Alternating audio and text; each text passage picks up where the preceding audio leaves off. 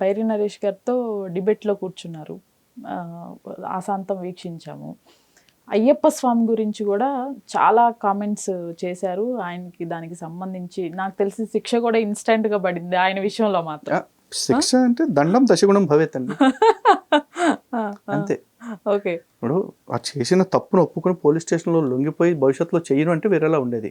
కానీ అహంకారంతో కండకావరంతో మాట్లాడితే హిందువులు అందరూ లలిత్ కుమార్ లాగా టీవీల ముందు కూర్చొని డిబేట్లు చేయరుగా. కొంతమంది అట్లా వెళ్ళిపోయి దాడులు కూడా చేస్తారు. లలిత్ కుమార్ గారు ఈ హిందూ జనశక్తి అనే దాన్ని స్థాపించి సనాతన ధర్మాన్ని ప్రచారం చేస్తున్నారా, లేదు అంటే ఇతర మతాలకి సంబంధించి స్పీచెసే ఎక్కువయ్యాయా? ఒకటండి, యుద్ధం అన్నప్పుడు చేతిలో కత్తి ఉంటుంది, ఒకటి డాలు ఉంటుంది. శత్రువుతో యుద్ధం చేస్తూనే ఉంటాం, శత్రువు నుంచి గాయం తగలకుండా ఉండటం కోసం కాపాడుకుంటూనే ఉంటాం. రెండూ చేస్తున్నాం. ఓకే. ఇప్పుడు మాది సనాతన ధర్మరక్షణ కోసం చేస్తున్న యుద్ధం. ఇందులో మా ధర్మాన్ని ప్రచారం చేసుకుంటూ ఉంటాం, పరాయి మతాల నుంచి వస్తున్న దాడుల్ని తిప్పి కొడుతూ ఉంటాం. ఆ తిప్పి కొట్టే క్రమంలో మా కత్తి వాళ్ళకి గాయాలు చేస్తూ ఉంటుంది. ఎండ్ ఆఫ్ ది డే ఏ యుద్ధమైనా ప్రతి ఒక్కరు గెలవాలని చేస్తాడు. ఇక్కడ కూడా మేము అంతే, మా ధర్మం గెలవాలని చేస్తున్నాం. ఆ క్రమంలో ఎవడు పోతాడు ఎవడు ఉంటాడు అనేది నాకు సంబంధం లేదు. యుద్ధం చేయటం నా పని.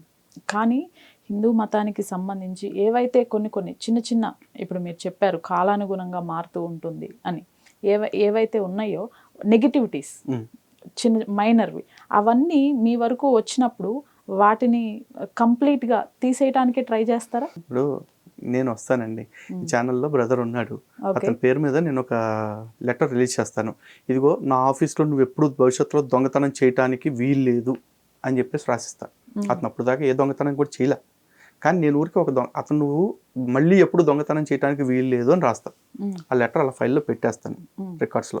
ఒక 2-3 ఏళ్ల తర్వాత అతను మానేస్తాడు, వేరే వాళ్ళు వెళ్ళిపోతారు, ఎవరో కొత్త స్టాఫ్ వస్తారు. వాళ్ళు చూసి లెటర్, ఓహో 2 years బ్యాక్ పలానా రాజేష్ అనేవాడు ఎప్పుడు దొంగతనం చేసేవాడు అనమాట, ఇతను దొంగతనం చేయడానికి వీలు లేదని అప్పట్లో బాస్ లెటర్ కూడా ఇచ్చాడు అతనికి అని చెప్పేసి అనుకుంటాడు. ఆ లెటర్కి ఏమైనా అర్థం ఉందా? ఏమీ లేదు. ఎవడో బ్రిటిష్ అధికారి ఒకడు వచ్చేసి ఈ దేశంలో సతీ సహగమనాన్ని నిషేధిస్తున్నాం అని చెప్పేసి అన్నాడు. నిషేధించడానికి అసలు ఎక్కడ జరిగిందో చెప్పరా ఎదవా అంటే చెప్పేవాళ్ళు లేడు ఇప్పుడు కూడా. అసలు జరగలేదంటారా మీరు? జరగలేదు కదా. ఓకే. రాణి పద్మావతి విషయంలో జరిగిన జోహర్ని సతీ సహగమనం అంటే మనం ఏం చేయలేం దాన్ని. ఎందుకంటే అప్పట్లో దాడి చేసిన తురకరాజుల నుంచి వాళ్ళ శీలాన్ని కాపాడుకోవటం కోసం వాడి ఎవరి చేతిలో బలాత్కారానికి గురవటం కంటే కూడా చావటమే మేలు అనుకుని 3000 మంది ఆ రాజ భవంతులకు సంబంధించిన ఆడవాళ్ళందరూ కూడా ఆ అగ్నికి ఆహుతైపోయారు వాళ్ళంతటి వాళ్ళు. అది సహగమనం కాదే. అదే పాండురాజు విషయంలో మాదిరి చేశారు. ఆవిడ అతని శాపం తెలిసి కూడా నేను అతను తాకటానికి అవకాశం ఇవ్వటం వల్ల నా కారణంగానే చనిపోయాడు కాబట్టి నేను కూడా నా భర్తతో పాటే ప్రాయోపవేశం చేస్తానని చనిపోయారు ఆవిడ, అదే చిత్తులు పడి. అంతేకాని ఆవిడేమి నా భర్త చనిపోయాడు కాబట్టి ఎవరో ఒకళ్ళు ఖచ్చితంగా చచ్చిపోవాలి కాబట్టి నేను కూడా వెళ్తానని చెప్పి వాడు చచ్చిపోలే. అవి కాకుండా ఇంకెక్కడ సతీ సహగమనాలు జరిగాయి? కట్టేసి కాళ్ళు చేతులు కట్టేసి భర్త చిత్తుతో పాటు కాల్చడాలు ఏం జరగలేదండి. ఇవన్నీ అంటే మనం చదువుకొని వచ్చినవే కదా, పలానా వాళ్ళు దీనికోసం పోరాడారు, ఇన్ని జరిగేవి, ఇవన్నీ మన బుక్స్ లో ఉన్నవే. ఎవడు పోరాడాడండి? రాజా రామ్మోహన్ రాయ్ అనేవాడు పోరాడారు. ఆ రాజా రామ్మోహన్ రాయ్ ఎవడండి? క్రిస్టియన్ మతంలోకి మారిపోయిన వ్యక్తి. పేరు బ్రహ్మ సమాజ్. అతను క్రిస్టియన్. అతని సమాధి ఇప్పటికి కూడా అమెరికాలో ఎందుకు ఉందండి? ఈ దేశం నుంచి అమెరికా ఎందుకు వెళ్ళిపోయాడు? అతను క్రైస్తవ వ్యక్తి. ఒక క్రైస్తవుడు హిందుత్వం గురించి వ్యతిరేకంగా కాకుండా సానుకూలంగా మాట్లాడతాడని మీరు ఎక్కడైనా ఎక్స్పెక్ట్ చేస్తారా? ఏ పాస్టర్ అయినా హిందూ ధర్మం గొప్పదని చెప్పడం ఒకసారి చూడండి. చాలామంది హిందువులు నేను చూపిస్తా, మన మతం మనకెట్లాగో వాళ్ళ మతం వాళ్ళకి అట్లాగే కదా అని చెప్పి అనేవాళ్ళని. అని వాళ్ళు ఎవ్వరు అట్లా చూపించలేరండి. ఇవన్నీ ఫేక్ మాటలండి. ఎక్కువగా ఈ లవ్ జిహాదీలు ఈ టాపిక్ చాలా సార్లు మాట్లాడటం జరిగింది. ఇంకా కూడా కంటిన్యూ అవుతున్నాయా, తగ్గినాయి అని చెప్పుకోవచ్చా? ఏం తగ్గలేదండి. వాళ్ళు ఇలాంటి విష ప్రయత్నాలు చేస్తూనే ఉన్నారు. ఇప్పుడు హిందూ ఆడబిడ్డల్ని కాపాడుకోవాల్సిన బాధ్యత ప్రతి కుటుంబం మీద ఉంది, ప్రతి తల్లిదండ్రి మీద ఉంది. చాలామంది అనుకోవచ్చు, ఏ మతం అయితే ఏముందిలే బాబు, సంతోషంగా ఉంటే చాలు కదా అని చెప్పేసి. మీకు సంతోషంగా ఉండటం కావాలా, సేఫ్గా ఉండటం కావాలా, లేకపోతే మీ అమ్మాయిని తలుచుకుంటూ భయపడుతూ బ్రతికే బ్రతుకు కావాలా? ఎందుకంటే అక్కడికి వెళ్ళిపోయి చాలామంది సెలబ్రిటీల జీవితాలు చూస్తారు. షారుఖ్ ఖాన్ హిందూ అమ్మాయిని చేసుకున్నాడు, హ్యాపీగా ఉన్నాడు. సల్మాన్ ఖాన్ లేకపోతే అమీర్ ఖాన్ హిందూ అమ్మాయిని చేసుకున్నాడు అని చెప్పేసి చెప్తారు. అలాగే సైఫ్ అలీ ఖాన్ హిందూ అమ్మాయిని చేసుకున్నాడు కదా అని చెప్పేసి. ప్రాబ్లం ఎక్కడ వస్తుందంటే, సైఫ్ అలీ ఖాన్కి 2 పిల్లలు పుట్టారండి. ఎవరు పుట్టారు? ఒకటి తైమూరు, ఇంకోటి ఎవడో ఔరంగజేబు పుట్టాడు ఇంకోటి. ఎందుకు మరి ఒక్కడికి కూడా వెంకటరావు సుబ్బారావు పుట్టలేదు? ఆ పేరు ఎందుకు పెట్టలేదండి? ఆ సెలబ్రిటీల జీవితాలు చూసి వాళ్ళలాగే కింద స్థాయి జీవితాలు ఉంటాయి అనుకోవద్దు. ఇదే విషయాల్లో చూసుకుంటే నిన్న మొన్న చనిపోయిన నేహ ఎవరండి? ఒక ముస్లిం అబ్బాయి ప్రేమిస్తున్నాను వెంటబడితే వాడి ప్రేమని తిరస్కరించినందుకు వాడు చంపేశాడు ఆసిఫ్ అనేవాడు. మరి కొన్నాళ్ళ క్రితమే శ్రద్ధా వాకర్ అనే అమ్మాయి ప్రేమించి పెళ్లి చేసుకోవడానికి సిద్ధపడి లివిన్లో ఉన్నప్పుడు అమ్మాయిని చంపేసి 32 ముక్కలు చేసి సూట్ కేసులో పెట్టి రోడ్డు మీద పడేశాడు. తారా అనే ఒక షూటర్ని పెళ్లి చేసుకున్న తర్వాత హిందూ ముసుగులో వాడు పెళ్లి చేసుకున్న తర్వాత నేను ముస్లింని, నువ్వు కూడా ఇస్లాంలోకి మారతావా లేదా అని కుక్కలతో కనిపించాడు ఒలింపిక్ షూటర్ని. ఇవన్నీ సొసైటీలోకి రావు.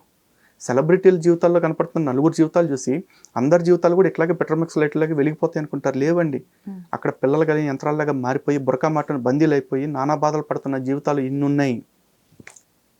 కక్కలేక మింగలేక తిరిగి తల్లిదండ్రుల దగ్గరికి రాలేక, ఇంకొంతమంది అయితే వాళ్ళు మారిపోయి వాళ్ళని పెడుతున్న బాధలు చూడలేక తల్లిదండ్రులు కూడా వాళ్ళ కోసం మతం మారిపోయిన జీవితాలు కూడా బోల్డ్ ఉన్నాయి. లవ్ జిహాద్ అనేది ఎక్కడ ఆగలేదు, మారలేదు. కాకపోతే ఈ లవ్ జిహాద్ అనే పదాన్ని ఒప్పుకోవటానికి కొంతమందికి నొప్పులు పడతా ఉన్నారు, లౌకికవాదులు, లేకపోతే కొంతమంది సూడో మేధావులు.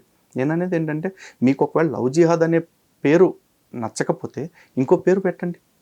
కానీ ప్రేమించి పెళ్లి చేసుకుని మతం మారుస్తున్నాడు అనేది, లేకపోతే మతం మార్చి పెళ్లి చేసుకుంటున్నాడు అనేది ఇదైతే నిజమేగా.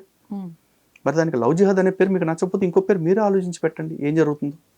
దానికి ప్రేమ అనే పేరు మాత్రం ఖచ్చితంగా పెట్టొద్దు. ప్రేమ అంటే నీ జీవితం నీది, నీ పద్ధతులు నీవి, నా పద్ధతులు నావి, ఇద్దరం కలిసి బ్రతుకుదాం, నువ్వు పూజలు చేసుకొని నేను మసీదుకి పోతా అంటే ఒక రకం.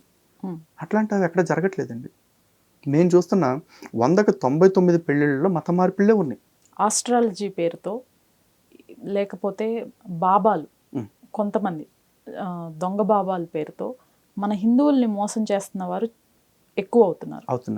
వారిపైన మీరు ఎట్లాంటి యాక్షన్ తీసుకోవాలి? ఇప్పుడు నా మీద ఉన్న కేసుల్లో అట్లాంటివి కూడా కొన్ని కేసులు ఉన్నాయండి. ఓహో, ఓకే. మన హిందువుగా చలామణి అవుతున్న దొంగ స్వాములు పెట్టిన కేసులు కూడా ఉన్నాయి. ఇక్కడ భువనగిరి దగ్గర ఉండే ఒక స్వామి పెట్టించిన కేసు ఒకటి ఉంది. ఆ తర్వాత ఇంకా నగ్న పూజలు చేపిస్తున్నాడు అని చెప్పేసి ఆ స్వామీజీ మీద ఆరోపణలు చేసినందుకు వాడొక కేసు పెట్టించాడు ఒకటి. ఇవన్నీ అవి కూడా ఫైట్ చేస్తూనే ఉన్నాం. కాకపోతే అవి ఏవి మేము బయటికి చెప్పుకోం కేసులు అన్నింటి గురించి, అంతెందుకు. మీకు హైదరాబాద్ చుట్టుపక్కల చూస్తుంటే, అరే హైదరాబాద్ మన యూట్యూబ్ ఛానల్స్లో కూడా పాపులర్ స్వామి ఒకడు ఉన్నాడు కదా, ఇట్లాంటి తప్పుడు పూజలు చేపించేవాడు. పేర్లు ఎందుకు అంటే బాధపడతారని చెప్పి పేర్లు చెప్పట్లేదు. పేరు చెప్పాలి అంటే కూడా పెద్ద ఇబ్బంది ఏం లేదండి. కాకపోతే కర్మగాలి వాళ్ళను కూడా నమ్ముతున్న వాళ్ళు కొంతమంది ఉన్నారు. కాబట్టి వాళ్ళ ఉచ్చులోంచి బయటకు తీసుకురావడం కోసం మా ప్రయత్నాలు మేము చేస్తున్నాం. అటువంటి వాళ్ళ పేర్లు తొందరలోనే మేమే బయట పెడతాం ఖచ్చితంగా. లలిత్ గారిది మెయిన్ ఈ లైఫ్ మొత్తంలో మెయిన్ మోటివ్ ఏంటి అసలు? మీరు సనాతన ధర్మాన్ని కాపాడుకోవటమేనండి. ఏదైతే శంకరాచార్యులు వారు ఆ రోజున బౌద్ధం నుంచి జైనం నుంచి సనాతన ధర్మాన్ని కాపాడుకోవటం కోసం తన జీవితాన్ని త్యాగం చేశారు. అలాగే సనాతన ధర్మాన్ని కాపాడుకోవటం అనేది నా బాధ్యత. ఈ సనాతన ధర్మాన్ని కాపాడుకోవటం కోసం నేను చేసేది ఏంటి అంటే, ఫస్ట్ థింగ్ నేను చెప్తున్నాను, సనాతన ధర్మంలో ఉన్న ఈ మూఢత్వాలు ఏవైతే మూఢనమ్మకాలుగా ప్రచారం అవుతున్నాయి, ఏవైతే ఉన్నాయో ధర్మంలో లేనివి, వాటిని ఖండించుకుంటూ వెళుతున్నాను. దాంతోపాటు సనాతన ధర్మం పైన ఆరోపణలు చేస్తున్న అన్యమతస్తులు చేసే ఆరోపణలు ఏవైతే ఉన్నాయో వాటన్నిటికీ స్పష్టత ఇచ్చుకుంటూ వెళుతున్నాం.